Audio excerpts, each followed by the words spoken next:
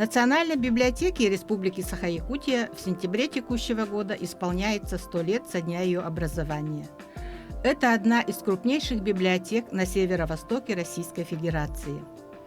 Она является научно-исследовательским учреждением в области библиотековедения, библиографоведения и истории книги, организационно-методическим и координационным центром библиотек республики всех систем и ведомств.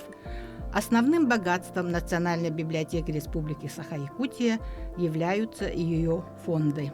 Фонд Национальной библиотеки – это около 2 миллионов фондов, а Национальная библиотека является важным учреждением, обеспечивающим комплектование и хранение фондов, документного фонда именно на языках коренных малочисленных народов Севера, Сибири и Дальнего Востока.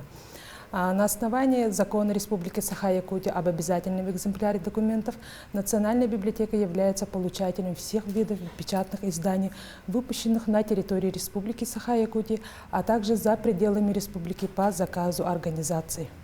Благодаря этому закону документный фонд на языках коренных малочисленных народов Севера формировался в основном на языках 5 народов – эвенов, эвенков, юкагиров, чукче и долган. За период с 2021 по 2023 год на эвенском и эвенкийском языках поступило в фонд Национальной библиотеки 11 названий книг. На юкагирском языке поступило 9 названий книг, на чукотском 3 названия книги, а также на долганском 2 названия книги. В 2023 году по системе обязательного экземпляра документов поступило в фонд Национальной библиотеки 5 названий книг, а вот в 2024 году поступило совсем мало, поступило только 3 названия книги. Из самых последних поступлений в Национальную библиотеку это перевод с русского на эвенкийский язык детской сказки «Муха-сахатуха», что в переводе на эвенкийский язык означает «дылкан-сакатуха». А с 2023 года началась работа по созданию депозитарного фонда на языках коренных малочисленных народов Севера, Сибири и Дальнего Востока. Организация данного фонда позволит сохранить культурное наследие коренных малочисленных народов именно Севера, Сибири и Дальнего Востока. Основным из комплектования этого фонда является книгообмен. В данное время мы работаем с 27 регионами нашей страны. И на сегодняшний момент поступило именно по книгообмену от библиотек других регионов 80 экземпляров книг. Это поступили из Ханты-Мансийского округа, с Магаданской области, с Республики Тывы, из Карелии и Кемеровской области. Скажите, пожалуйста, когда к вам поступают те книги, которых у вас в фондах нету, да? Вы просто их выискиваете и себе заказываете? Да, но мы обычно работаем напрямую с библиотеками, и они нам отправляют список своих документов. Если в нашем фонде таковой книги нету, то мы запрашиваем, и в обмен мы отправляем свои книги на якутском языке именно. Вот. И благодаря именно созданию депозитарного фонда и благодаря закону об обязательном экземпляре на сегодняшний момент фонд Национальной библиотеки именно на языках коренных малочисленных народов составляет около 3000 документов. Здесь представлены издания на ительменском, на алиутском, на корякском, на уйгурском, а также на других языках Севера, Сибири и Дальнего Востока. Скажите, пожалуйста, книги на этих языках, они пользуются спросом вообще в библиотеке среди читателей? Можете сказать об этом? Конечно, такие книги очень имеют большой спрос у наших читателей, так как эти экземпляры в основном малотиражные, поэтому мы стараемся все-таки их сохранить, а также, если по запросу, мы выдаем, конечно же, нашим читателям. Таким образом, Национальная библиотека в силу всех своих возможностей прилагает все усилия для сохранения, а также для распространения культурного наследия коренных малочисленных народов Севера, Сибири и Дальнего Востока. В основном мы стараемся, чтобы это было оцифровываем, чтобы было в электронной нашей библиотеке. Для комплектования депозитарного фонда именно на языках коренных малочисленных народов Севера, Сибири и Дальнего Востока мы ведем активную работу с Российской государственной библиотекой именно по получению российского обязательного экземпляра документов, чтобы они включили нас в список получателей обязательного экземпляра, что, конечно же, расширит наши возможности по получению, по сохранению, а также по распространению культурного наследия. В структуре Национальной библиотеки имеется научно-исследовательский центр книжных памятников.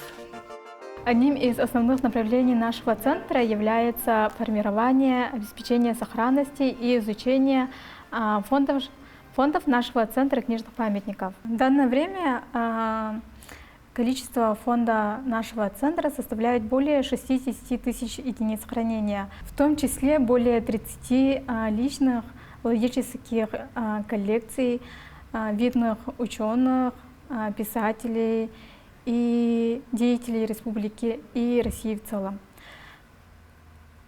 В числе коллекций есть коллекции видных ученых-североведов. Это коллекции Глафиры Макарьевны Василевич, Клавдии Александровны Новиковой, Христофора Иннокентьевича Дудкина, Жанны Карловны Лебедевой, семьи дальневосточных ученых Сэм Юрия Александровича, Лидии Ивановны, Татьяны Юрьевны, также коллекция Чунера Михайловича Таксами и Ильи Самуиловича Гурвича. Сегодня хотим рассказать вам о изданиях, которые вышли в результате работы с рукописными материалами из коллекции североведов. Так, в 2019 году совместно с Институтом гуманитарных исследований и проблем малочисленных народов Севера Саран вышел альбом «Эхо Арктической Одиссеи», посвященный столетию доктора исторических наук, этнографа, крупнейшего специалиста по этнографии народов Крайнего Севера Ильи Самуиловича Гурвича. Здесь представлены этнографические фотографии из многочисленных экспедиций на Крайний Север, которые показывают жизнь народов Крайнего Севера, их традиции, быт, культуру, передавая дух времени и демонстрируя самобытность этнической культуры северных этносов. Сама коллекция Ильи Самуиловича была приобретена Национальной библиотекой в 2017 году. Она составляет 2195 экземпляров хранения. Тематика большей части библиотеки – это Сибирь, Дальний Восток, Крайний Север и населяющие их этносы. Все книги в большей мере отражают все этнографическое многообразие огромной северо-восточной территории. Следующее, в 2021 году в результате работы с визуальными материалами Глафиры Макарьевны Василевич вышел на свет альбом по этнографическим фотографиям «Этот народ стал ее судьбой. Тунгусский мир» Глафиры Макарьевны Василевич. Это тоже совместный проект с Институтом гуманитарных исследований и проблем малочисленных народов Севера Саран. Этот альбом рассказывает о становлении будущего учетного этнографа и лингвиста посредством экспедиционных фотоальбомов, как обозначили в данном альбоме ее дорожного дневника. С момента первой экспедиции Глафира Макарьевна тесно связала свою жизнь с жизнью эвенков, и большую часть своей жизни она провела на научных экспедициях и внесла огромный вклад в развитие и сохранение языка эвенкийского народа. В 2023 году монография эвенки издана в 2 книгах, которая, как это задумывалось и самим автором Глафирой Макарьевной Василевич. Вот это издание подготовлено по сохранившемуся рукописи, которая хранится в Национальной библиотеке Республики Саха-Якутия. В первой книге публикуются фотографии и карты-схемы, вставленные в рукопись самой Глафиры Макарьевны. Книга вторая дополнена не вошедшими в рукопись ценными материалами. Это значимыми результатами экспедиционных исследований автора и в области родового состава, расселения и топонимики эвенков. И хотим сказать, что Национальная библиотека нашей республики гордится, что в своих фондах имеет такие уникальные коллекции известных ученых-североведов. И изучение имеет огромное значение в сохранении и передаче накопленной учеными за всю свою жизнь ценными материалами и их накопленными знаниями. Работа с читателями – одна из важнейших функций любой библиотеки. А поскольку библиотека национальная, то в ней имеется отдел обслуживания национально-краеведческими фондами. Наша национальная библиотека делает сводную базу данных статей Саха-Сире. Конкретно я как каталогизатор делаю краеведческую, аналитическую, библиографическую записи на языках коренных народов Севера на примере газеты «Илкен». «Илкен» – это республиканская газета коренных народов Севера Якутии. Первый номер датирован 5 октября 1999 годом. Первым редактором газеты «Илкен» была венкийская поэтесса Варвара Васильевна Данилова. Само издание «Илкен» переводится как метка. Метка на ухе оленя, метка на дерево для обозначения охотников дороги. И, в общем, это несет определенную информацию. Сейчас главным редактором работает Андрей Валентинович Исаков, сын известного Алым-Хасута, народного артиста Республики Саха-Якутия Валентина Гавриловича Исакова. Газета выходит один раз в месяц. Объем 4 печатных листа – это 32 страницы. Газета является общим изданием для коренных народов Севера, проживающих на территории Якутии. Это ивенки, ивены, долганы, юкагири, чукчи и русские старожилы. Раньше материалы газеты были только о литературе коренных народов Севера. И выходил материал только на якутском и на русском языках. А на языках коренных народов Севера было совсем мало. Если было, то только на ивенском языках. Сейчас материал очень обширен. Не только о литературе, но и о социально-экономическом развитии Арктики, ее коренных жителей, о промышленности, о традициях. И, конечно же, о языках коренных народов Севера.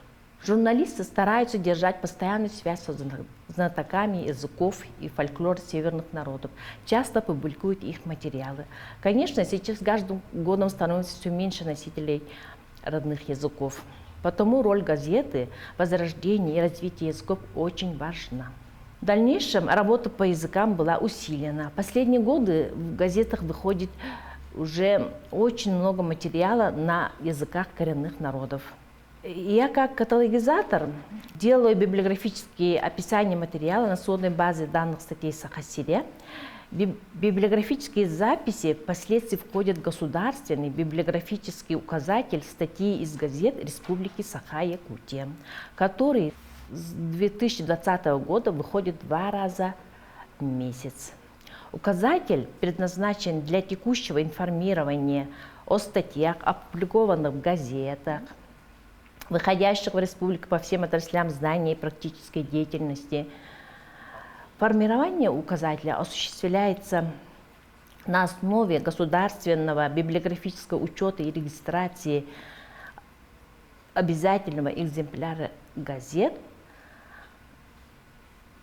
поступающих в Национальную библиотеку в соответствии с федеральным и республиканским законом об обязательном экземпляре документов.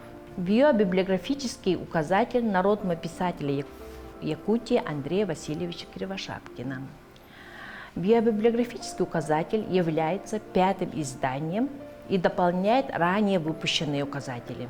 Первый указатель вышел в 1991 году, составитель Мария Егоровна Яковлева.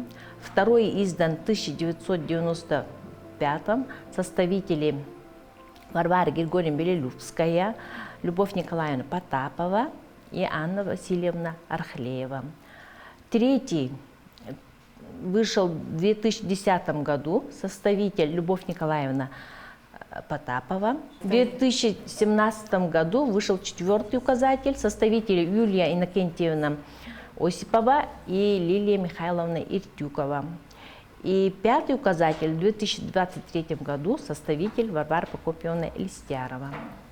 В указатель включены 1384 названий книг, статей из сборников и продолжающихся изданий, периодической печати и электронных ресурсов. Хронологический охват указателя 1957 по 2021 годы. Первый раздел – художественные произведения и труды и публикации, туроведческие статьи, научные публикации, педагогические издания. Этот раздел рассказывает Андрея Васильевича как крупного писателя с севера, показывает путь развития ивенской литературы от рассказа к роману. Творчество писателя является как бы продолжением, только в ином художественном плане его общественной деятельности. И это он делает очень убедительно и точно, так как все проблемы оживают в судьбах конкретных героев произведений в человеческих характерах. Особенно надо отметить раздел «Проблемы с севера». Как писал он сам, боль и тревога севера в сердце моем. Поэтому с особой остренностью осознаю, что неустанная работа за преобразование севера – долг писателей северян. Надо за это бороться по-граждански мужественно и стойко. Коли удастся способствовать решению хоть малой доли накопившихся проблем, я был бы человечески счастлив. Всего в разделе 826 библиографических записей. Второй раздел включает литературу о жизни и деятельности Андрея Васильевича. Раздел нацелен на отражение писателя с мировым именем как духовного лидера народов Севера, как человека талантливого, сохранение нематериального наследия, чей жизненный опыт предков пропагандирует через свои произведения, несет в народ это богатство, и как видного государственного, общественно-политического деятеля, работающего не покладая рук, чтобы помочь родному народу. Всем северянам. Раздел включает 559 библиографических записей. Для удобства пользования к документам, имеющимся в Национальной библиотеке, принята технология быстрого реагирования QR-коды, который отсылает оцифрованным документам в электронную библиотеку Национальной библиотеки. Библиографическое описание документов дается на языке оригинала. Указатель частично аннотирован, аннотации носит справочный характер. В разделах материала расположен прямой хронологии по языковому принципу. Это и венский, якутский, русский и на других языках. Внутри определенного года по алфавиту авторов и работ, описанных под заглавием.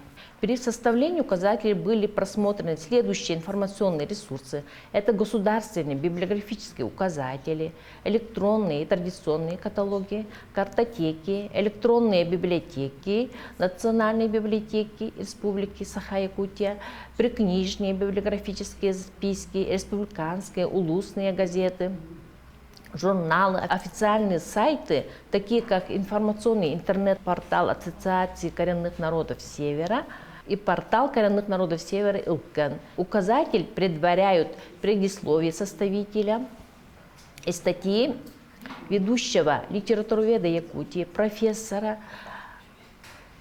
доктора филологических наук Варвары Борисовны Окороковой и члена Союза писателей России, профессора, доктора филологических наук Юлии Геннадьевны Хазанкович. Вспомогательный аппарат включает именной указатель, указатель заглавий художественных произведений, указатель заглавий публицистических произведений. Также в конце дается хроника жизнедеятельности Андрея Васильевича Кривошапкина. Указатель рассчитан на научных работников, преподавателей высших и средних специальных учебных заведений, средних общеобразовательных школ, краеведов, сотрудников библиотек и музеев. Библиографический указатель в 2024 году стал финалистом 3-го Всероссийского конкурса краеведческих изданий библиотек «Авторский знак» в номинации «Справочные издания». Я как библиограф считаю, что этот библиографический указатель Андрея Васильевича Кривошапкина будет очень полезен всем категориям читателей. Представляю выставку «История культуры, традиции эвенков» из фонда Национальной библиотеки. Здесь представлены книги фольклор, культура, этнография, научные работы знаменитых людей, как Анна Николаевна Мареевой, Августа Дмитриевна Марфусаловой и так далее, а также выпущенные администрацией муниципальных улусов совместно с Институтом гуманитарных исследований «История, культура и фольклор» улусов, отпечатанные в книгоиздательстве «Аяр». Хочу именно остановиться на переводах Валентина Гаврилевича Исакова. Валентин Исаков – уроженец эржанского наследия Усмайского улуса. Он ветеран труда, заслуженный артист Республики Саха-Якутия, стипендиат главы Якутии, ведущий артист театра Аланхо. Перед вами книга «Сведения Она Арсалан Бакшила». Презентация этой книги прошла у нас в Национальной библиотеке в нашем отделе в конце 2024 года. Это героический эпос конных эвенков Мурченов Байкала. Немноган переведен на якутский язык Валентином Гавриловичем Исаковым. Валентин Исаков также перевел немногка Николая Трофимова «Таргандун средней земли» на якутский язык Таруха Тюрга Тангастах Таргандун Мата. Инициатором перевода была ученый-тунгусловед Анна Николаевна Мареева. Книга выпущена в 2011 году тиражом 1500 в книгоиздательстве «Бичек». Это сказание является одним из наиболее крупных эпических текстов эвенков, повествует о жизни не одного героя, а нескольких поколений богатырей. Мы показали лишь малую часть работы Национальной библиотеки Республики Саха-Якутия, которая имеет уже вековую историю и является одним из достояний национальной культуры Якутии.